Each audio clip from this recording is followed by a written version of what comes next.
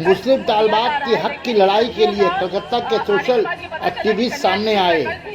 Social activist ने अपनी तकरीर में कहा कि वज़ीर तालीम बैसाखी बनर्जी के लिए मुस्लिम तालिबात की ज़िंदगी से खिलवाड़ कर रहे हैं। हमारे एजुकेशनल इंस्टीट्यूशन से दूर रहना चाहिए। हमारे जितने भी एजुकेशनल इंस्टीट्यूशन हैं वहाँ हमारे बच्चे जो हमारे भविष्य हैं, हमारे देश का भविष्य है, उनको इन सारी बातों से दूर रहना चाहिए।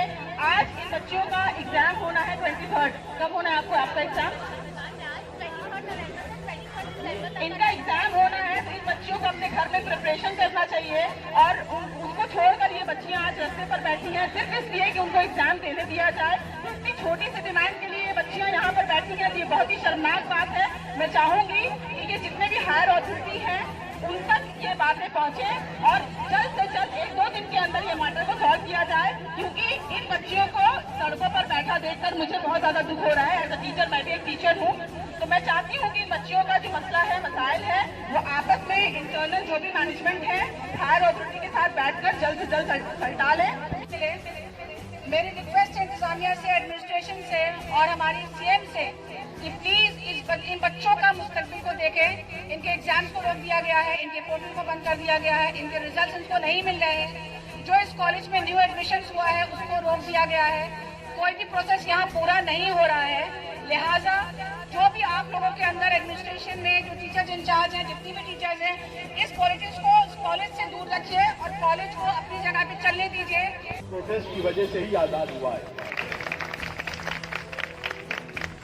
डेमोक्रेसी में, जमहूरियत में, लोकतंत्र में जब तक प्रोटेस्ट नहीं होता है, अपनी आवाज नहीं उठाई जाती है, जब तक चीखा नहीं जाता है, तब तक आवाज चारों तरफ गूंजती नहीं है, लोगों को सुनाई नहीं देती है।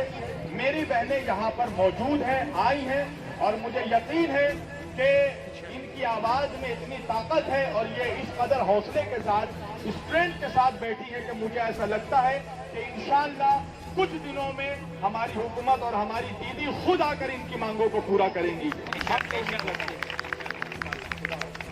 और मुझे यकीन है मेरे संविधान पे, मेरे कोर्ट पे कि इंशाअल्लाह कलकत्ता हाई कोर्ट एक अच्छी ऑर्डर देगी इन बच्चियों के फेवर में, सीयू को डायरेक्ट करेगी और जो शख्स इसमें मुलतवी है, जो नहीं चाहता है बच्चियों का मुस्तकबिल बने, बच्चियों की पढ़ाई हो, बच्चियां WBCS IAS IPS ऑफिसर्स बने, बच्चियां कल को जाके देश का नाम रोशन करे, वो सभी को लताड़ लगाएगी और इन बच्चियों को एग्जाम देने मिलेगा। और मिली अल-अमीन कॉलेज पूरे बंगाल में ही नहीं, पूरे देश में ही नहीं, पूरे वर्ल्ड में जाना जाएगा।